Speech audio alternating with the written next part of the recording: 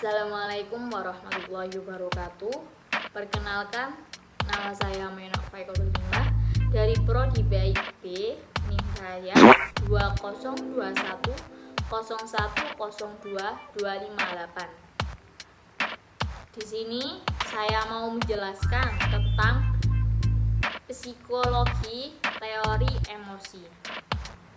Baik, kita mulai dari definisi emosi dulu ya.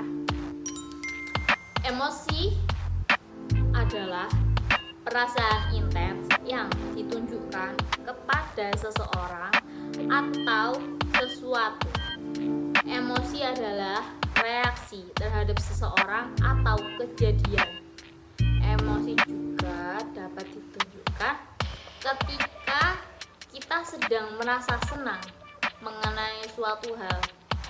Bisa juga marah kepada seseorang ataupun takut terhadap suatu hal yang membuat kita jadi takut. Banyak yang mengartikan kata emosi sebagai bentuk amarah.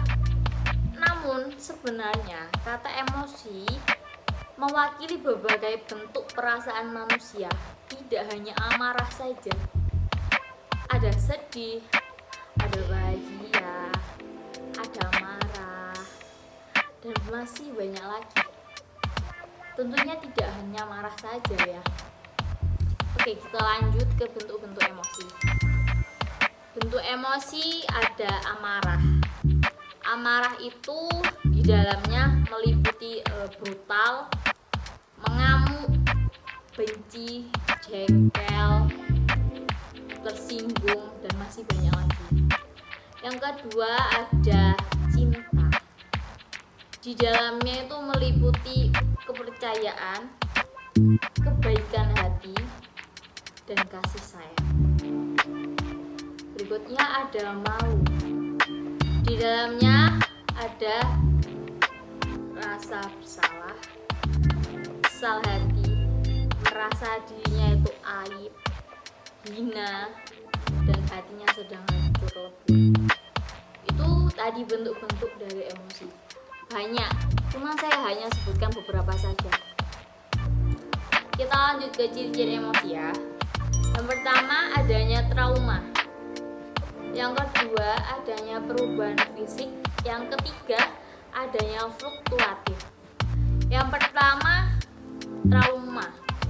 Trauma adalah kondisi seseorang yang terjadi akibat dari peristiwa buruk di masa lalunya yang menimpanya. Jadi kalau dia punya trauma itu kayak dia tuh merasa takut akan suatu hal yang membuat dia trauma di masa lalunya, akan membuat dia tidak nyaman, akan membuat dia itu ketakutan dan merasa dunia ini tuh jahat atau pokoknya merasakan takut gitu loh. Yang kedua adanya perubahan fisik. Perubahan fisik yaitu dia akan bersinar jika dia sedang bahagia. Namun sebaliknya, jika dia sedang amarah, muka dan telinganya itu akan memerah karena di dirinya itu lagi amarah. Yang ketiga ada fluktuatif, yaitu sikap orang bisa meledak-ledak atau bahkan sebaliknya, yaitu tenang, tentram, meskipun ada sesuatu yang sedang terjadi. Itu tadi ciri-ciri emosi ya. Kita lanjut ke tahapan perkembangan emosi. Tahapan ini dari bayi sampai kita di usia senja. Yang pertama bayi itu mempunyai rasa percaya versus rasa tidak percaya mendasar. Kedua, masa kanak-kanak awal pada tahun kedua sampai ketiga dia ada otonomi versus rasa malu dan ragu-ragu. Yang ketiga ada usia 3 sampai 5 tahun. Ini ada rasa inisiatif versus rasa bersalah. Yang keempat ada usia 6 sampai 12 atau 13 tahun. Itu ada rasa produktivitas versus inferioritas. Selanjutnya ada masa remaja, identitas versus kebingungan identitas. Selanjutnya ada masa dewasa dari umur 19 sampai 30 tahun. Di situ ada keintiman versus keintiman versus isolasi. Selanjutnya ada masa dewasa dari umur 31 sampai 60 tahun. Di situ ada generativitas versus stagnasi. Selanjutnya terakhir usia senja di usia 60 sampai akhir hayatnya. Itu ada integritas versus rasa putus asa. Itu tadi saya menjelaskan tentang perkembangan emosi. Kita lanjut ke pengaruh emosi terhadap belajar. Pengaruh emosi itu berpengaruh besar pada kualitas dan kuantitas belajar pada seseorang. Emosi yang positif dapat mempercepat proses belajar dan mencapai hasil belajar yang lebih baik. Sebaliknya, emosi yang negatif dapat memperlambat belajar atau bahkan menghentikannya sama sekali. Jadi, emosi itu ada dua sisi, positif dan negatif. Kalau positif, dia akan menjadi lebih baik dari sebelumnya. Sebaliknya, kalau dia negatif, dia akan lebih parah dari dia sebelumnya. Bahkan dia bisa juga sama sekali tidak mau belajar atau dengan produktivitasnya. Terus, oleh karena itu, pembelajaran yang berhasil haruslah dimulai dengan menciptakan emosi positif pada diri pembelajar. Untuk menciptakan itu perlulah dilakukan dengan berbagai cara.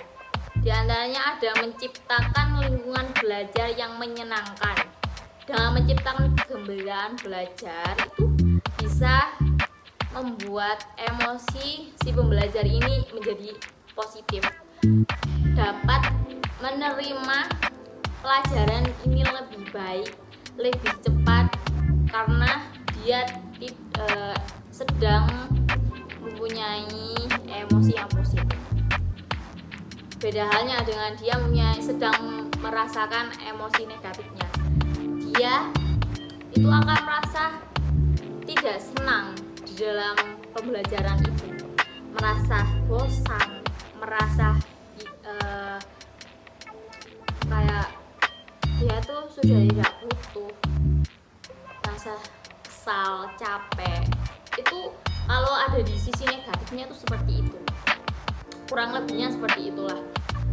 Jadi kita sebagai yang memberikan pelajaran itu harus memperhatikan hal-hal sekecil itu, karena hal sekecil itu tuh bisa membuat pembelajar ini mempunyai emosi yang positif agar pembelajaran ini tidak ada gangguan dan gampang dicerna oleh si pembelajar ini. Seperti itu tadi ya. Kita lanjut ke kecerdasan emosi. Di sini ada 3 penjelasan menurut Goleman. Yang pertama, emosi itu bukan bakat, melainkan bisa dilatih dan dikembangkan. Yang kedua, ada emosi itu bisa diukur sebagai inteligensi. Hasil pengukuran disebut dengan emotional quotient. Dengan demikian, kita tetap harus memonitor kondisi kecerdasan emosi. Yang ketiga, EQ memegang peranan lebih penting daripada IQ. Sudah terbukti banyak sekali orang dengan IQ IQ yang tinggi yang di masa lalu di dunia psikologi dianggap sebagai jaminan keberhasilan seseorang justru mengalami kegagalan.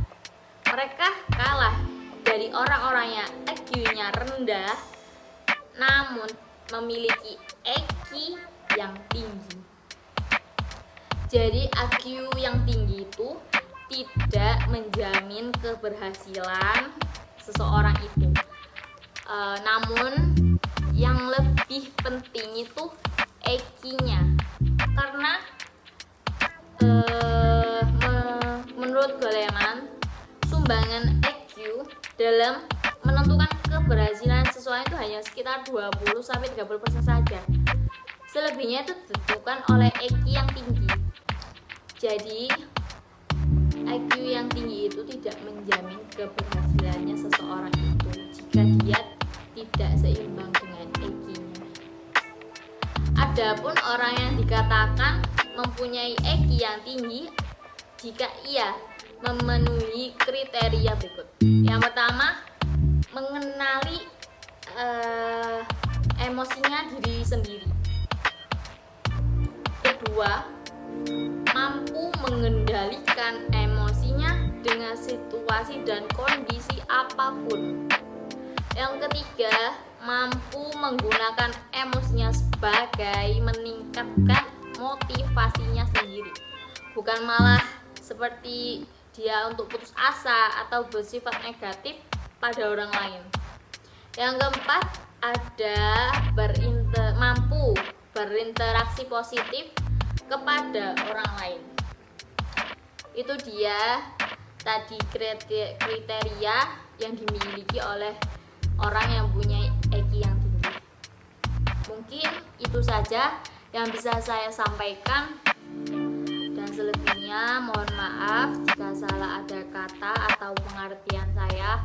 Mohon maaf untuk sebesar-besarnya. Saya Mayana Purwodolima pamit